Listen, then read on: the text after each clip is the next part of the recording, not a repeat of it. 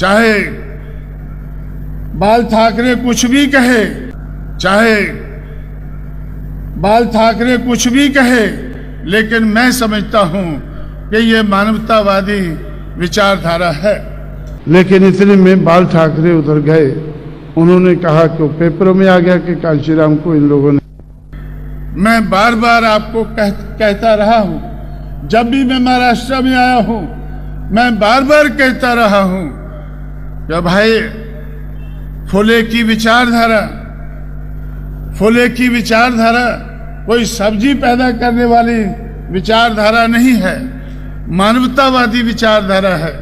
छत्रपति शाहू महाराज की विचारधारा, चाहे बाल ठाकरे कुछ भी कहे, लेकिन मैं समझता हूं कि ये मानवतावादी विचारधारा है।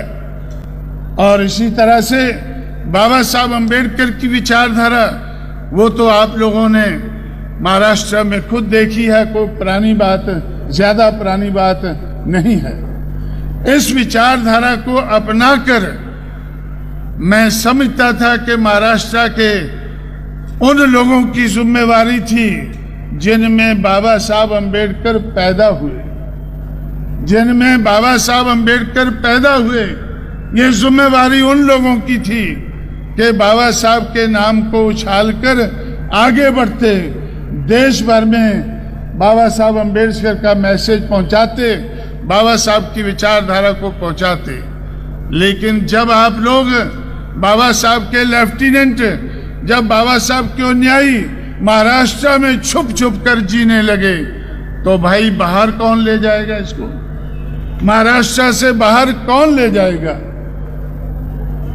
तो ये मूवमेंट की खुशकिस्मती है कि मुझे महाराष्ट्र में रहने का मौका मिला।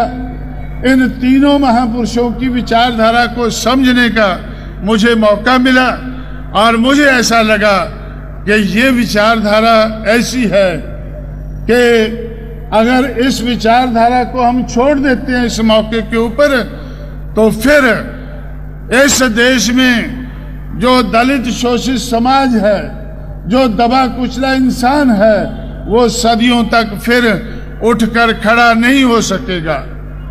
जो हजारों साल से मनुवादी विचारधारा के आधार पर, ब्राह्मणवादी विचारधारा के आधार पर जो गिराया हुआ इंसान है, जो पिछाड़ा हुआ इंसान है, ये सदियों तक नहीं उठ सकेगा अगर इस मौके के ऊपर हमने 108 साल लंबी विचारधारा को चलते हुए आगे ना बढ़ाया।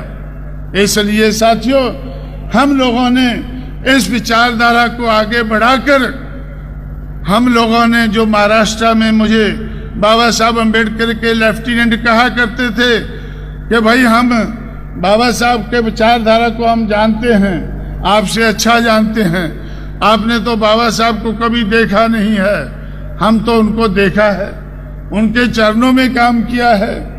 लेकिन उनके चरणों में काम करते वक्त गांधी के चरणों में जाने का मौका नहीं मिला।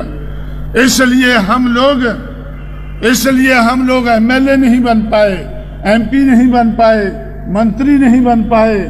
लेकिन अब हम रुक नहीं सकते हैं, अब हमें एमएलए एमपी बनना ही है। मैंने बहुत गौर किया कि भाई एमएलए एमपी बनना इतना जरूरी नहीं है जितना इस विचारधारा को आगे बढ़ाना जरूरी है। जिस प्रकार से इस मूवमेंट को, बाबा साहब अम्बेडकर के छोड़े हुए कारवां को जितना मंजिल तक पहुंचाना जरूरी है, उतना एमएलए एमपी बनना जरूरी नहीं है।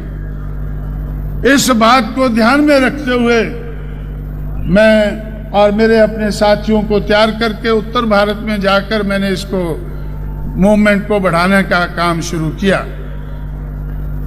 मैं इस मूवमेंट को बढ़ाने का काम शुरू किया, और जब मुझे लगा 4-5 साल काम करने के बाद, जब मुझे लगा कि इनका नाम लेकर हम एमएलए भी बना सकते हैं, एमपी भी बना सकते हैं, तो मैं फिर महाराष्ट्र में आया।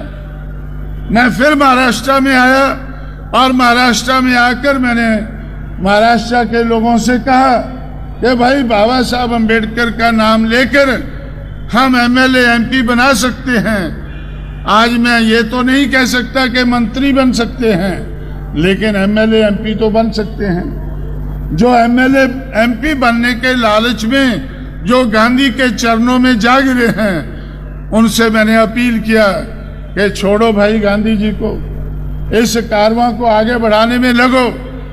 लेकिन महाराष्ट्र के लोगों ने मेरी एक बात नहीं मानी।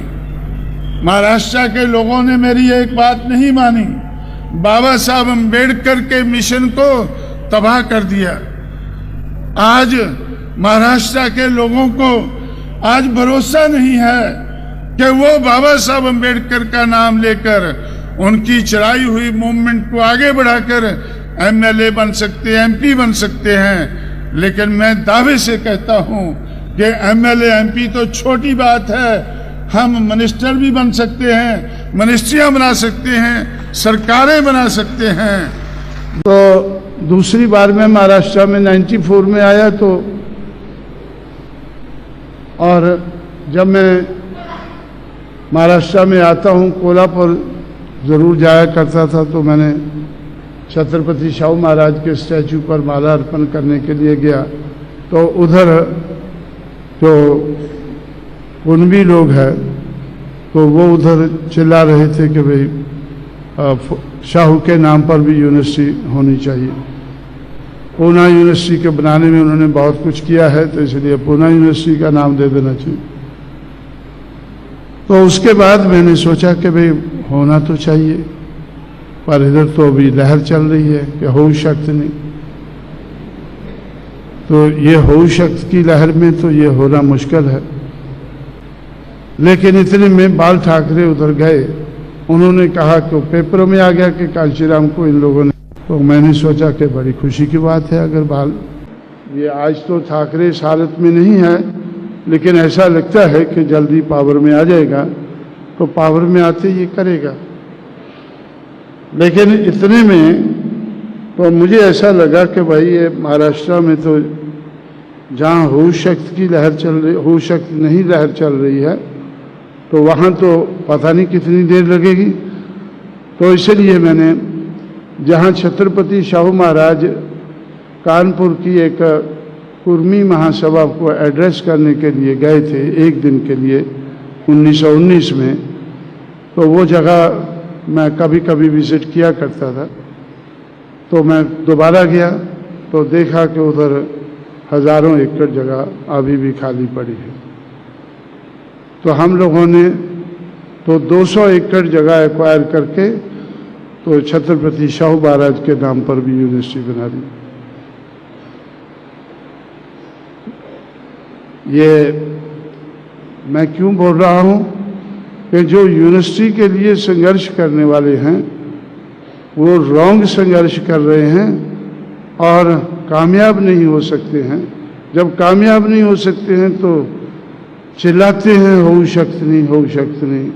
एक लहर बना दिया, लहर खड़ी कर दी उन्होंने, हो शक्त नहीं की। तो उनको मैं बताना चाहता हूं कि हो शक्त है।